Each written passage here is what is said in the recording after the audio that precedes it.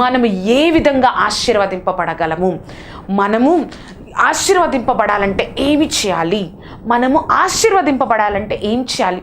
మనకి ఇందాక చూసాం కదండి, నేను ఇంకా ఆశీర్వదింపబడట్లేదు, ఎన్ని సంవత్సరాల నుంచి నేను ఇంతే ఉంటున్నా, నా యొక్క తల్లిదండ్రులు ఇలానే ఉన్నారు, నేను ఒక శాపంలో ఉన్నానేమో, ఇంకా నా స్థితి ఇంతేనేమో, దేవుడు ఉన్నా కూడా నా పరిస్థితి ఇలానే ఉందేమో, దేవుడు ఉన్నా కూడా ఇంకా నా స్థితి ఇంతేనేమో, ఇంకా ఇలా కాంప్రమైజ్ అయ్యి నా జీవితాన్ని ముందుకు తీసుకెళ్లాలేమో, ఏదో అర్థం కాని స్థితిలో, అంతేకాకుండా ఆశీర్వాదాలు పరిపూర్ణంగా అనుభవించలేని స్థితి, ఇంకింతేనేమో, నా తరువాత తరం కూడా ఇంతేనేమో అనుకుంటున్న నీతో నాతో చెప్తున్నారు దేవుడు, నిన్ను ఆశీర్వదించాలని నేను సిద్ధంగా ఉన్నాను. అవునండి, దేవుడికి మనల్ని ఆశీర్వదించడం చాలా చిన్న విషయం. ఎందుకు అంటే ఆయన మనల్ని తన కోసం తన ప్రాణాన్ని అర్పించాడు. నువ్వు నేను బాధల్లో ఉంటే చూస్తా ఊరుకుంటాడండి. మనము మరణించిన తర్వాత యుగ యుగాలు నరకంలో ఉండకూడదని మనం పుట్టక ముందే మనల్ని ఎంతగానో ప్రేమించి మన కోసము పరలోకాన్ని సిద్ధపరచడం కోసం, మన పాపాల కోసం తన శ్రేష్టమైన రక్తాన్ని చిందించారు. మన ఈ లోకంలో ఒక శాపంలో, ఒక ఆశీర్వాదం లేని స్థితిలో ఉండడం ఆయన చిత్తమా? ఒకసారి ఆలోచించండి.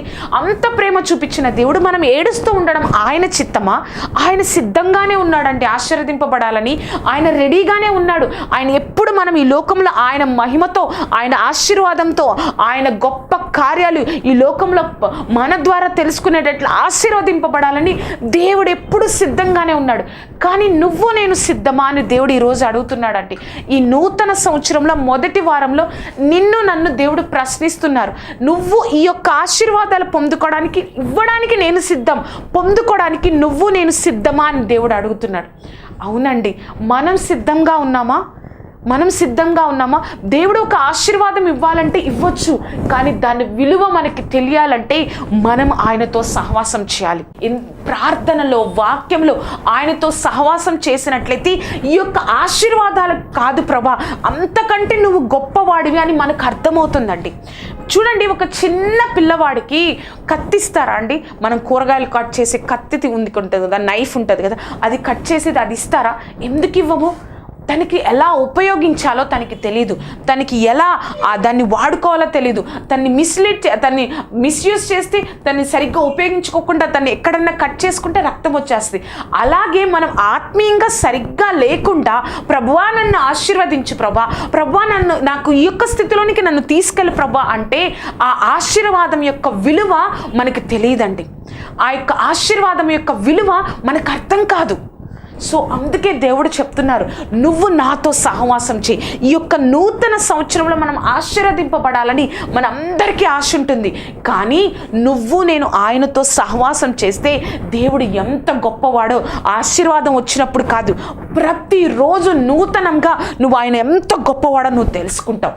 ప్రార్థన ద్వారా, వాక్యం ద్వారా ఆయనతో గడిపినట్లయితే, అయ్యో గడపడానికి నాకు టైం ఎక్కడుంది అనుకుంటున్నావేమో, నువ్వు జాబ్ చేయడానికి, నువ్వు పనులు చేసుకోవడానికి, నువ్వు కుటుంబంతో గడపడానికి టైం ఉంటుంది. నువ్వు నిజంగా దేవుడికి విలువిస్తే నువ్వు మొట్టమొదటిగా నిద్ర లేవగానే ప్రభా ఈరోజు నీ కృపేనయ్యా నేను చూడగలుగుతున్నాను, కాబట్టి అంతటిని నీకు అప్పగిస్తున్నాను ప్రభా, నీ చిత్తానుసారంగా నాకు సహాయం దయచేయి, నీ చిత్తానుసారంగా నాకు తోడై ఉండి నడిపించు ప్రభా అని నువ్వు ఆ యొక్క రోజుని నువ్వు ఆయనకు అప్పగించినట్లయితే, ప్రార్థనలో తర్వాత వాక్యం చదవడంలో దేవుడు ఆ వాక్యము నీ హృదయంలో ఉంటుంది. కాబట్టి మొట్టమొదటిగా ఏ యొక్క చెత్త మన హృదయంలో వెళ్ళకుండా, ఏ యొక్క మాటలు, ఏ యొక్క వీడియో యొక్క ఆ యొక్క టీవీ యొక్క లోకానుసారమైన మాటలు, ఈ లోకానుసారమైన ప్రోగ్రాంలు, ఏ చెత్త మన హృదయంలో వెళ్ళకుండా మొట్టమొదటిగా నువ్వు వాక్యాన్ని చదువుతావు. కాబట్టి ఆ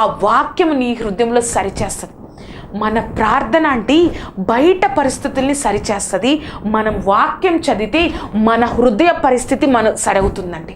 మరొకసారి చెప్తానండి, ప్రార్థన అనేది మన యొక్క బయట పరిస్థితుల్ని సరిచేస్తుంది. వాక్యము అనేది మన యొక్క హృదయ స్థితిని సరిచేస్తుంది. ఆ హృదయ స్థితి సరిగ్గా ఉంటేనే మనం బయట పరిస్థితుల్లో మనం ముందుకెళ్ళగలం అండి. మనం ప్రార్థన చేస్తాం, వాక్యాన్ని చాలా చాలా ఎంత నెగ్లెక్ట్ చేయాలో ఒక క్రైస్తవుడు అంతకంటే ఘోరంగా నెగ్లెక్ట్ చేసేస్తాం. ఆ దేవుడి వాక్యాన్ని, దేవుడిచ్చిన మాటని. దేవుడు ఈరోజు చెప్తున్నారు, నువ్వు నాతో సహవాసం చేయి, నేను నిన్ను ఆశీర్వదించాలని నేను చాలా కోరికగా ఉంది, చాలా ఆశగా ఉంది. ఇంకా నువ్వు బాధపడుతున్నావు, నీ ద్వారా నా నామం అవమానపరచబడుతుంది. ఇప్పుడు నేను చెప్తున్నాను ఏంటి అంటే, నువ్వు నాతో సహవాసం చేయి, నువ్వు నాతో ఉండు, ప్రతి దినము నాతో వాక్యంలో ప్రార్థనలో ఉంటూ దినదినము ఒక్కొక్క మెట్టు నా దగ్గరికి రావడానికి, నా సన్నిధిని అనుభవించడానికి ఇష్టపడు. అప్పుడు నీ జీవితం ఎంత సమాధానంగా ఉంటుందో, ఎంత సంతోషంగా ఉంటుందో, అప్పుడు నువ్వు కోరుకున్నది నువ్వు పొందుకుంటావు. ఎంతో సమాధానంగా, సంతోషంగా, దేవుని చిత్తానుసారంగా కోరుకున్నది నువ్వు పొందుకుంటావు అని దేవుడు చెప్తున్నారు. మనం ఈ సంవత్సరం అంతా కాదండి, జీవితంలో ఒక విషయం మనం గుర్తుపెట్టుకోవాలి. ఏంటో తెలుసా? God without man is still God, but man without God is nothing. నేను ఒకసారి చెప్తానండి, God without man is still God, but man without God is nothing. దేవుడు ఒక మనిషి లేకపోయినా ఆయన గొప్ప దేవుడే అండి. కానీ ఒక మనిషికి, మనలాంటి ఒక మనుషులకి దేవుడి సహాయం లేకపోతే మనం నథింగ్ అంటే ఏంటండి? శూన్యము అని కదా తెలుగులో. ఏమీ లేదు స్థితి. మనం అనుకుంటాం ఏమంటే మనం బ్రతికేస్తున్నాం, మనం ముందుకెళ్తున్నామని. కానీ దేవుని దృష్టిలో ఒక ఆశీర్వాదం లేకుండా ఎక్కడో డిసప్పాయింట్ అయిపోతాం. అందుకే దేవుడు ఏం చెప్పారంటే, యోహాను సువార్త 15వ అధ్యాయం 5వ వచనం ఏమిటంటే, apart from me you can do nothing. నాకు వేరుగా ఉండి మీరేమీ సాధించలేరు. మీరేదో అనుకుంటున్నారు, అవసరం కోసమే దేవుడు కాదండి. ఆయన లేకపోతే మనం బ్రతకలేం. ఆ యొక్క ఆత్మీయ స్థితికి మనం రావాలి. ఏదో ఒక అవసరం కోసం, ఏదో జాబ్ రావాలి, ఏదో మ్యారేజ్ జరగాలి, ఏదో ఆరోగ్యం స్వస్థత పరచబడాలి, నా కుటుంబం మంచిగా సంతోషంగా ఉండాలి, దానికోసమే దేవుడు కాదు. ఆయన లేకపోతే ఏది లేదన్న ఆత్మీయ స్థితిలోనికి నువ్వు నేను రావాలని, అందుకే దేవుడు మన ఆశీర్వాదాలను అలా ఆయన దగ్గర ఉంచుకున్నారు.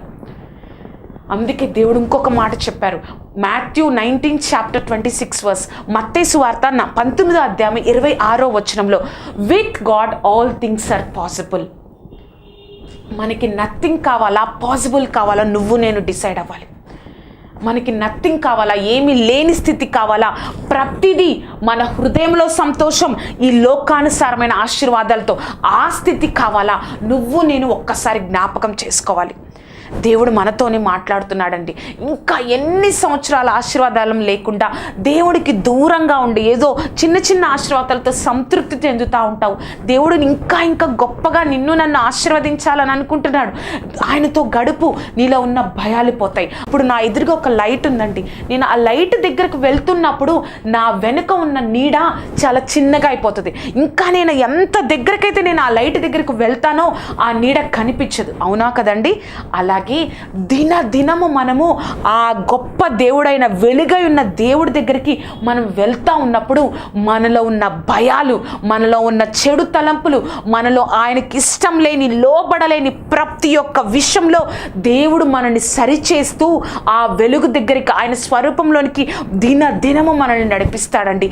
మనలో చేంజ్ని, మనలో యొక్క మార్పుని మనకు మనమే అనుభవిస్తాం. అటువంటి ఆత్మీయ స్థితిని మనకు అనుగ్రహించాలని దేవుడు మన యొక్క ఆశీర్వాదాలను వేచి ఉండేటట్లుగా చేస్తున్నాడు. అంత గొప్ప ఆశీర్వాదం కావాలా అండి? ఒక ఆత్మీయ స్థితి కావాలి, ఈ లోకానుసారమైన ఆశీర్వాదాలు కావాలి. అందుకోసం నిన్ను నన్ను దేవుడు సిద్ధపరుస్తున్నాడు. ఆ యొక్క దినదినము ఆ యొక్క వెలుగు దగ్గరికి నువ్వు నడుస్తావా? నీలో ఉన్న పాపాలు, నీలో ఉన్న లోబడని తనము, దేవుడికి విరోధమైన ఆలోచనలు, దేవుడికి విరోధమైన మాటలన్నిటినీ దూరం చేసుకొని ఆ వెలుగుతో నువ్వు నింపబడతావా? ఒక్కసారి జ్ఞాపకం చేసుకోండి. ఒక్కసారి ప్రభా నేను నీతో ఉంటాను ప్రభా అన్న డెసిషన్ తీసుకోండి. గత సంవత్సరం మనందరికీ స్పష్టంగా అర్థమైందండి, దేవుడే లేకపోతే ఏ మనిషి ఒక్క నిమిషాన్ని, ఒక సెకండ్ని చూడలేడు అని. ఆ భయంకరమైన సెకండ్ వేవ్లో మనకు అర్థమైంది. అందుకే దేవుడు చెప్తున్నారు, ద్వితీయోపదేశ కాండము 11వ అధ్యాయము 12వ వచనంలో, నీ దేవుడైన యెహోవా కన్నులు సంవత్సరాదులు మొదలుకొని సంవత్సరాంతము వరకు ఎల్లప్పుడూ నీ మీద ఉండును. ప్రభా, నువ్వు నన్ను చూస్తున్నావు ప్రభా, కానీ ఎన్నో సంవత్సరాలు గడిచిపోయాయి, ఎన్నో అయిపోయాయి, కానీ ఇప్పటికన్నా నేను చూస్తాను ప్రభా అని ఈ సంవత్సరంలో మనం ఆత్మీయ ఆశీర్వాదాలతో, ఈ లోకానుసారమైన ఆశీర్వాదాలతో నింపబడాలని దేవుడు కోరుకుంటున్నాడండి. ఒక శాపగ్రస్తమైన స్థలంలో ఉన్నా కూడా దేవుడు నిన్ను ఆశీర్వదించగలడండి. కానీ నీ కన్నులు నా కన్నులు, నీ హృదయం నా హృదయం ఆయన వైపు చూడాలి. ఆయన యొక్క వాక్యంతో మన యొక్క హృదయాలు నింపబడాలి. అది అండి దేవుడు కోరుకుంటున్నాడు. ప్రార్థన చేసుకుందామండి. సర్వోన్నతుడా, సర్వాధికారి, పరిశుద్ధాత్మదేవా యేసయ్య, నీ గొప్ప కృపా కాపుదల దయచేసి ఈ యొక్క నూతన సంవత్సరంలో మాతో మాట్లాడిన దేవా ప్రభా, నూతన సంవత్సరంలో ఆశీర్వదింపబడాలి. గత సంవత్సరంలో జరిగిన విషయాలన్నిటిలో మేము ముందుకుండాలి, మేము నిలబడాలి అనుకుంటున్న ప్రతి ఒక్కరితో మాతో మాట్లాడిన ఆశ్చర్యకరుడా నీకు వందనాలు.